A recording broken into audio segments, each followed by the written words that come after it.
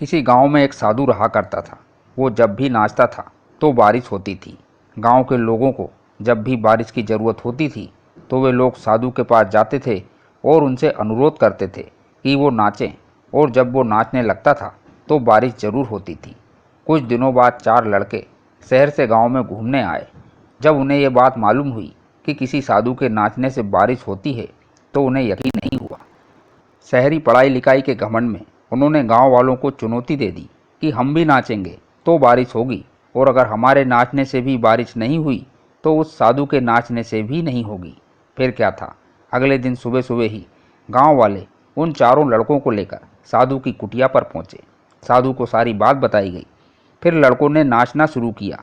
आधे घंटे बीते और पहला लड़का थक कर बैठ गया, पर बादल नहीं दिखे। कुछ देर में दूसरे लड़के ने भी यही किया, और 1 घंटा लगातार नाचने के बाद वह भी थक कर बैठ गया। इसी तरह बाकी के 2 लड़के भी नाचते नाचते थक गए, पर बारिश नहीं हुई। अब साधु की बारी थी। उसने नाचना शुरू किया। 1 घंटा बीता, बारिश नहीं हुई। साधु नाचता रहा। 2 घंटे बीते, फिर भी बारिश नहीं हुई, पर साधु तो रुकने का नाम ही नहीं ले रहा था। धीरे धीरे शाम ढलने लगी। तभी बादलों की गड़गड़ाहट सुनाई दी और जोरों की बारिश होने लगी।